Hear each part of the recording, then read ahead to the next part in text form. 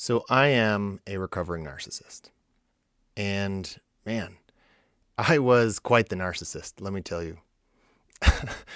I don't know where to start. I made everyone around me feel really unloved. I cheated on my wife with two prostitutes. I lied almost all the time, didn't even realize how much I was lying. I didn't really have friends. I had people who wanted to be like me or admirers because that made me feel good. I wasn't truly vulnerable with people. And I thought that money would make all my problems go away. I got what I thought would make me happy, which was I sold my business in 2021 and I started a trip around the world with my family, and my relationship blew up. I ended up getting separated and divorced. And even before that happened, I realized that the money didn't make me happy. And what I realized is the real problem was me. The real problem was this deep feeling of unlovability that was driving me to always try and be more and to be getting all of the validation and all the power, when in reality what I really needed was love. And after my life kind of came crashing down, I went on this slew of trying to date multiple women at a time, which kind of blew up in my face a little bit. And I luckily found the most amazing human in the world, and I didn't want to lose her. But I saw that my patterns were showing up again because she was starting to feel exactly like my ex did. And we were back to the same spot, and I paused and said, maybe there's something about me. And I'd already been called a narcissist before, but I kind of looked and said, well, I don't match all the descriptions, so I don't think I'm a narcissist. And the reality is that I definitely was. So when I finally realized that I was a narcissist, I made it my full-time job to try and heal. Like, I literally didn't do anything. I was already retired, so I didn't do anything with all my time. I sat down and said, I'm going to read every single thing I can. I'm going to do everything I can because I don't want to lose this woman. I already know that money's not going to make me happy, so maybe fixing this will. And I went on one of the most beautiful introspective journeys I've ever had.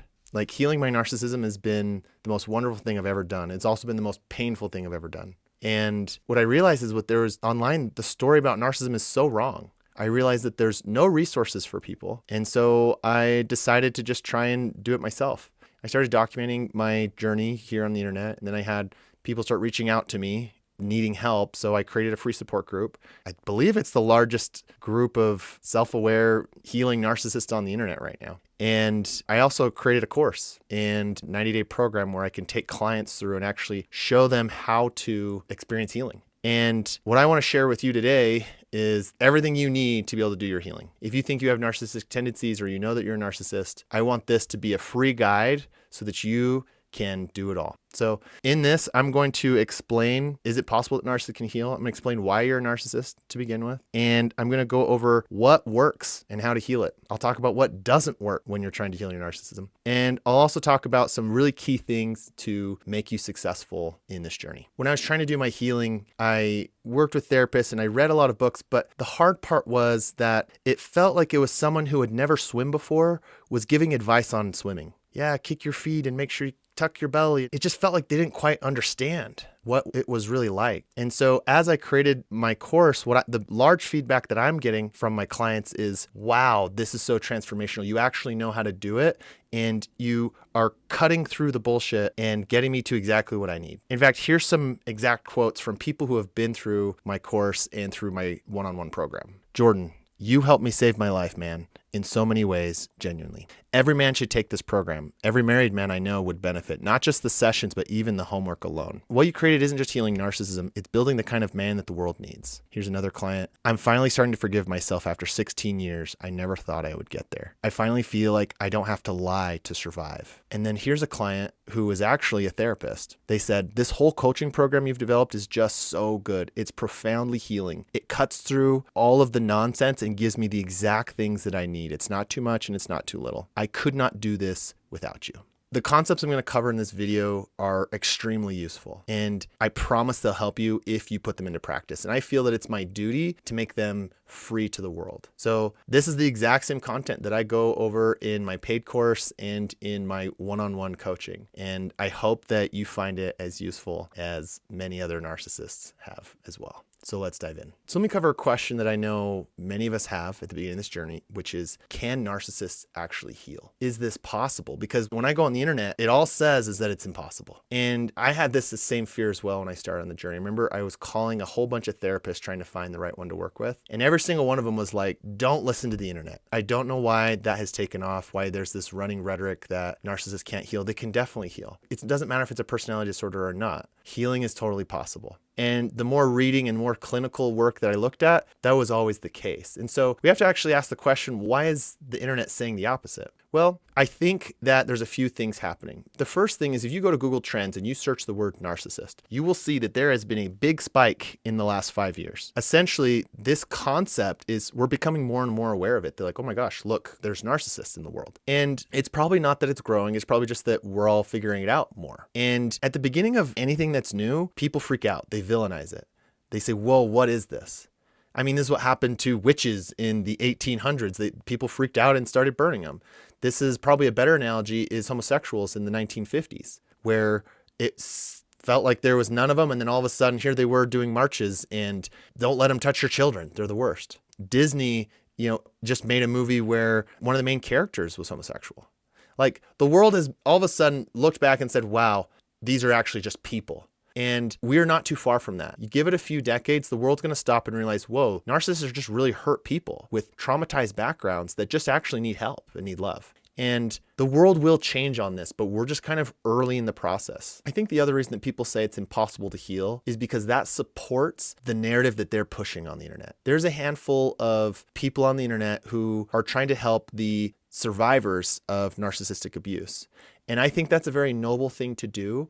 But right now, what they say to do is to just cut them out, never see the narcissist again, leave them, and then you'll be fine. It's like an oversimplistic recipe for them. And the problem is that recipe is incredibly hurtful to another human. So what they have to do is dehumanize us. They have to say that it's not possible. They're monsters. They have demons inside of them. Like, they have to dehumanize us such to a point where it's okay to follow that recipe of just leaving us. The last reason is that I think healing narcissism is incredibly difficult. This is not an easy thing to do, but that doesn't mean that it's impossible.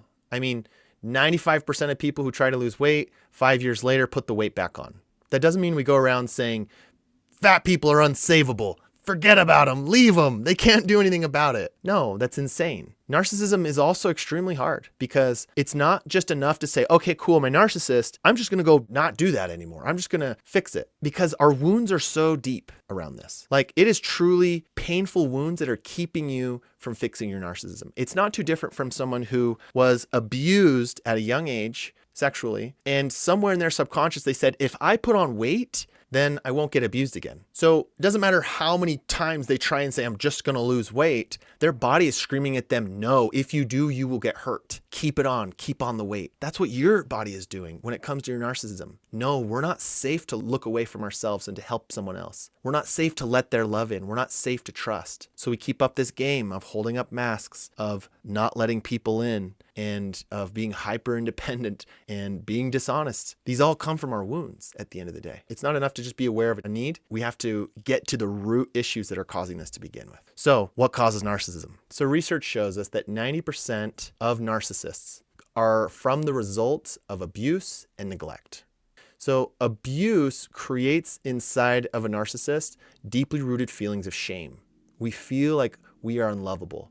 We think to ourselves, that happened because I'm the problem. And this shame is at the core of why we put on the mask, pretend to be something we're not, we act dishonestly, we act out to try and get validation, we gaslight, we hijack emotions because we're not trying to get too close to this shame, this feeling that I'm unlovable. It's a very intense feeling.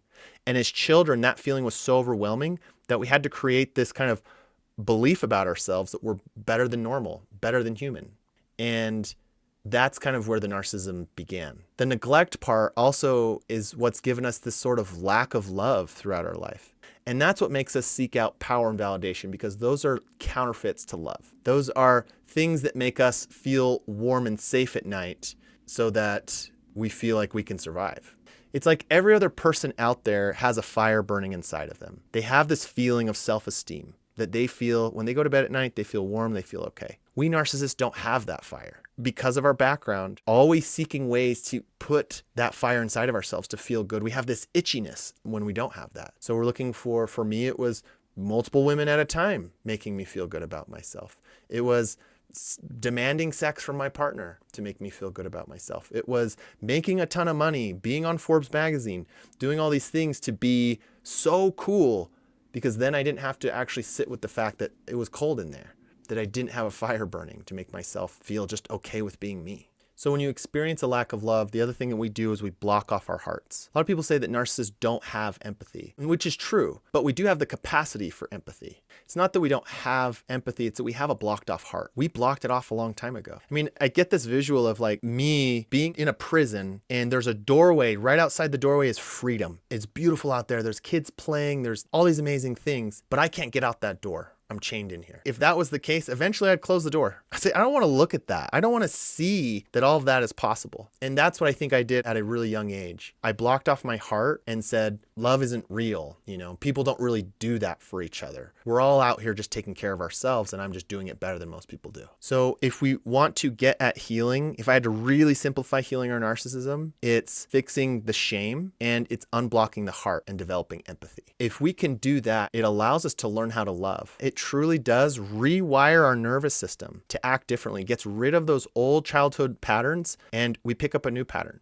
It's like learning a language at an older age. It's like doing anything at an older age. It's not impossible. We're just having to rewire things. Before I talk about how to heal, I want to tell you what doesn't work. So I've seen people treat narcissism like it's an addiction. Like, oh, I just need to go so many days without being narcissistic, and then I'll break the habit of being narcissistic. Or I'm just going to white knuckle this experience and I'm going to just hit myself every single time that I do it wrong. Treating it this way is kind of like the person who's severely overweight who has these wounds that's actually causing it. It's just going to think, well, if I just white knuckle more, then I'll be able to do it. It's not going to happen. You have to actually get to the deeper wounds that's causing it. The other thing I see a lot of narcissists do is they try to do it alone. They don't get their partner on board. They don't get in a support group. They don't get a therapist or a coach. They just say, I'm going to figure this out because it's way too vulnerable to get other people to see all my messy stuff. We try to just be quiet about it. That doesn't work in my experience. And the other thing that I see a lot of narcissists do is they try to follow the path that has no pain. They try to avoid the discomfort that is actually required in healing. And I'll go deeper into that later, but this is a very uncomfortable path. If you're thinking that, discovering love and healing your shame is going to be an easy thing, it's absolutely not. There's a reason that your subconscious has created this personality disorder. It's to avoid intense amounts of pain, intense amounts of feeling unlovable. And to truly heal, you got to lean into this stuff and you got to heal it. So let's talk about how to heal. These are concepts that I have pulled from the literature, from therapists, from my own personal experience of actually being in the water and doing the healing work. I've also seen these things work for my clients. I have certain clients that are really successful, really smart people, and I have some that are even therapists. And they even said that these concepts, given in the order that they're given and addressed the way that they're addressed, makes it like a scalpel to the problems. We cut right through in the exact right spots and we make the changes. So please follow these and do them in this order. So the first thing we need to focus on are what are the wounds? Try to introspect and find out what actually caused your narcissism. What are the moments that you felt that who you truly were deep down was wrong? And everyone has different wounds, and I have a process to getting people to discovering that through my one-on-one coaching. But essentially what you're figuring out are what are the roots that are causing all of these big trees to kind of come up in the way that they're coming up. These wounds are what cause us to put up masks in certain ways. So for example, one of my wounds is that I was really ADHD as a kid. And I have this mask that I have to put on that says, I don't make mistakes, and I will lie and manipulate to make it look like I meant to do that thing constantly. And if I do make mistakes, I was being silly. I was just being a goofball. So it's kind of two masks, actually. So after wounds, the next step is to recognize what those masks are and to put them down and to actually step forward in a more authentic way. When it comes to my ADHD, this means that I'm just admitting my mistakes 10 times a day. I meant to do that. Sorry, my brain I totally missed it. I'm sorry. That was a mistake of mine. And I'm just able to own it. When we are more authentic, we can allow love in. Because when someone is loving the mask, subconsciously,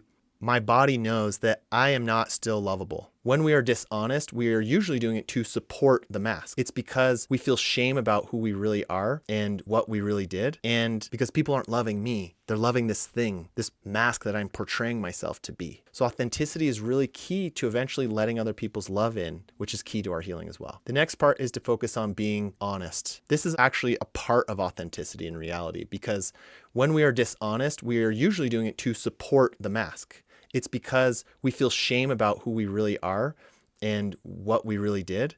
And when we force ourselves to say, I'm not going to lie anymore, even about little things or big things, I'm stepping forward as a new human that is now fully honest. It's scary at first, but what happens is down the road, when people tell us that they love us, it hits. We feel it. And we now have no reason to gaslight, manipulate, do all these other things because we are okay with ourselves on a deeper level. The next thing I have my clients do is focus on shame. Again, these are all connected, but when we identify the exact wounds that we have shame around, all of a sudden, every fight that we get into makes perfect sense. It's always trying to avoid the shameful feelings that we have around that thing. So in the past, my partner might say, I hate when you forget things. And that would activate this anger in me. I say, I don't forget things. What are you talking about? You forget things. You did this, this, this, this. And what my subconscious is actually doing is trying to prevent us from either of us getting too close to this bomb that's in my heart, which is the shame bomb. Because I know if she gets too close and I actually look at the shame, I will get dysregulated. I will feel so shitty about myself. I will just want to curl up and die. It's so overwhelming. I don't know if you've ever actually felt into that unlovability piece or had it get triggered, but for me, it's super overwhelming. And if we can fix the shame, then we actually make it so we have no need to be defensive, to be angry, to gaslight, to lie. Shame is so key to all of this, but we have to understand the other pieces first. So right behind shame is how we heal shame, which is self-acceptance and self-love. Truly accepting all of these little parts of us is a lot of work, but when we do it,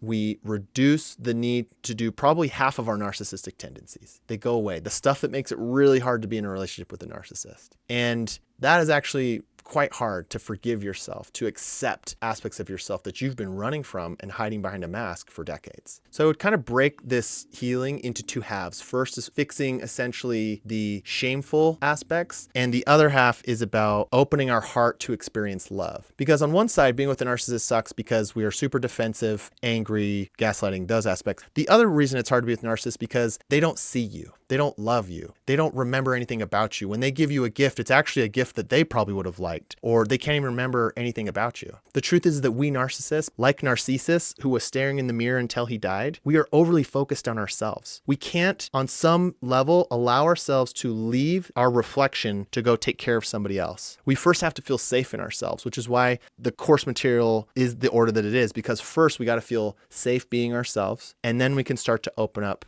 to others. Look away from the mirror and say, I'm going to care for you. I'm going to take care of you. So next we go into devotional love, which most narcissists have probably never actually experienced love. You've probably experienced counterfeit versions of love. I know for me and for all my clients, the family culture they came from, what they called love was not love. They had something else and they had named it love, probably because their parents did the same thing and their parents did the same thing. It goes up for generations of saying that abandoning yourself is love, that you do things out of fear is love, that trying to be seen instead of actually trying to spark joy in another person, that's what love is. So we break down all of the misunderstandings of what love truly is, and we kind of highlight, okay, cool, here's where I'm missing and here's where I need to focus. And that gives us somewhere to move forward from. The next step is empathy. Empathy is the act of feeling another person's feelings. And this is a really, really crucial one. So if you do anything, truly focus on this. When loved ones of narcissists ask a narcissist to do something, if it triggers our shame, we can't be empathetic. Or if we're just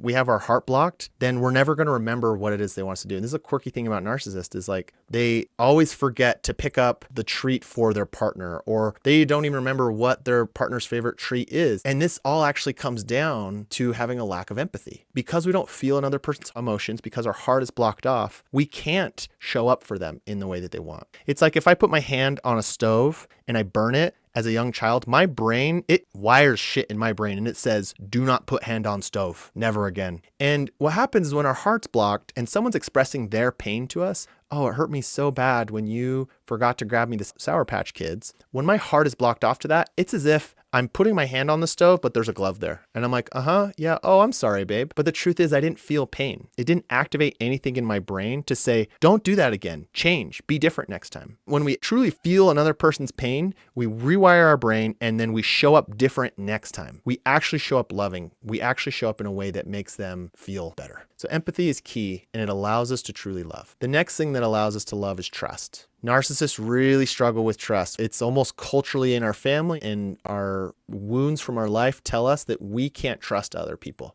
The problem is living in a way of non-trust is living in the counterfeit version of love. You truly have to let another person in all the way so that you can experience true love. And lack of trust is something that's blocking you from doing it. And when you don't trust someone, your narcissistic tendencies sprout a lot more. You now have, again, a reason to be defensive, a reason to gaslight, a reason to be dishonest, because you don't trust that that person will accept you, that that person will take care of you. Next is vulnerability. Vulnerability and trust work together. They build off of each other and strengthen each other as you do it. Every time that you show up angry in a conversation with your partner, it's actually a sign that you should be more vulnerable. A narcissist going from no vulnerability to all of a sudden being vulnerable is like riding a bicycle on a tightrope. It's extremely complicated. It feels like a lot. It's really difficult, but I have a whole bunch of things that can hopefully help you learn how to be more vulnerable and to do it in a way that feels safe to your body and can start to allow your brain to rewire and say, I can be here, I can be safe, I can show up, I cannot be stuck on myself. Next is humility. Core to narcissism is this belief that we are better than everyone else. As children, we felt so horrible about ourselves and felt so much shame that in order to cope, we believed this fantasy that, no, I'm actually better than everyone. We have to understand that's a key aspect of our narcissism, to constantly look at a situation and say, that makes me better than them. The problem is that being better than someone else, putting yourself even slightly like this, blocks you from loving that person. And this is kind of an autopilot that can show up in so many ways. I've even seen clients that as they start healing, they say, look at me. I'm so much more evolved spiritually and my partner's not doing the work. It's like a spooky automation. Like, oh my God, that's actually my narcissism kicking in. So there's a lot of autopilots that will happen on your healing journey. Don't let yourself think that you're better than anybody, and keep pulling yourself down and being humble, because it allows you to be more loving. Now, there are a handful of other key aspects, things that I think will keep you from having little detours on the way of healing, but I just don't have the capacity to really cover it in this one video. Those principles are really powerful. And if you focus on those principles and go deep on them, you will be able to find healing. So here's some tips on how to be successful at actually healing your narcissism, because I've given you the principles, but there are so many headwinds against you and automatic mental processes and just human stuff that is going to make this hard. So the first thing I want to say is make your healing a part-time job. Like, it is so hard to rewire your brain that you need to take things off of your plate. Say, I'm not going to do that hobby. I'm going to take less time doing this, and put a true effort into your healing. I have a whole book list that you can go after. I have a ton of content online. Really dive into that content and put in effort and time, because this isn't going to change passively. It's really kind of crazy to think that you can show up to like a therapy or a coaching appointment once a week for 1 hour and think that that's actually going to make meaningful changes in your life at any useful speed. These principles are hard. They feel like the opposite of what your body and brain want to do, and it just takes effort. So put in the effort. The next thing is to get help. Get a partner, get a therapist, get a coach. Ding, ding, I know one. Who can actually hold you accountable, because our narcissism is like falling asleep into a dream. And if we don't have someone to hold us accountable or to keep us in line, we will fall back asleep into our narcissism and then wake up years later after the marriage has imploded, after our children already don't have a relationship with us. The next thing is to own that you have a problem. Admit the fact that you have narcissistic tendencies. Underneath this video is a link, and there I will actually give you the quiz to the narcissism spectrum scale, and you can find out where you sit in terms of a scale that is 0 to 10, explaining where you are in terms of narcissism. The next thing is, remember that this is an embodied experience. Your healing is not something that's going to happen mentally. You're not just going to read a book and say, oh, I just need to be less angry, and just all of a sudden do it.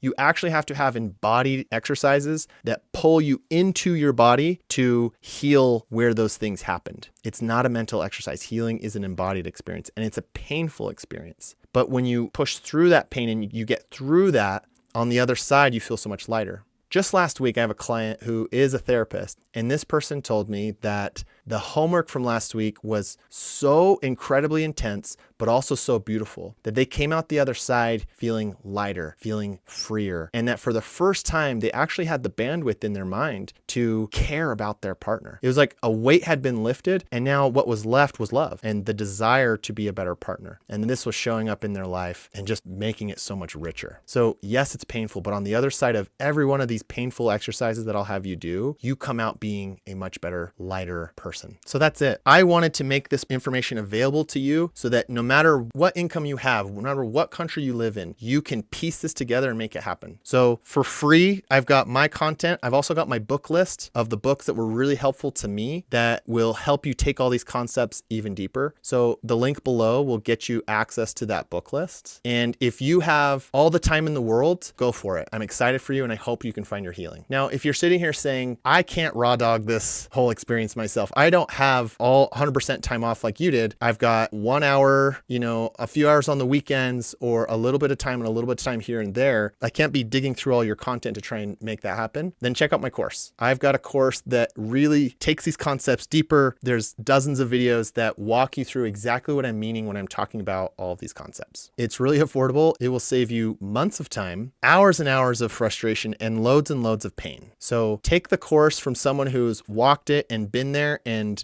has helped others do the same, because it will save you a lot of time. Now, if you are tired of this, you are ready to be healed, and you are ready to see changes, I highly recommend signing up for my program. I have put so much love and effort into this, and I would not be saying this if I hadn't seen a lot of people come through and say how it's just completely transformed their narcissism. Like, they're coming out the other side saying, I don't even feel like I'm technically a narcissist anymore, because I wake up thinking about my partner. I feel so safe and secure and peaceful in myself. My anger has gone from like breaking things and throwing huge fits to like being so manageable, and I can just be vulnerable to my partner instead of exploding off the rails every day. I've seen dramatic changes in myself and in my clients. And if you have the desire to actually sit down, lean in, and get this fixed, I highly recommend you jump into my program. And the one asterisk is, if you're not willing to make this your part-time job as you're healing, because every night I have an hour to 2 hours of homework for you. Every week you are going to have deep transformational experiences that if you're not ready to put in the time to have the experiences, then even to recover from the experiences, we're not going to do this. Like, if my clients, they go 2 weeks without doing their homework, we just pause, because I only want to help people who are ready for it and here to make it happen. So if that's you, also check out the link below. I would love to have me or someone on my team work with you, because there is nothing more beautiful than coming to this healing, than seeing a person change those old patterns that were creating pain in themselves, pain in the people they love, and showing up as like a loving, caring person. If you don't want to risk losing your marriage or losing people that you love, or just the amount of time that's being lost as your kids are growing up, please show up to this process. Show up to your healing. You will be grateful to yourself for doing it. And it will make not just a life that is worth living,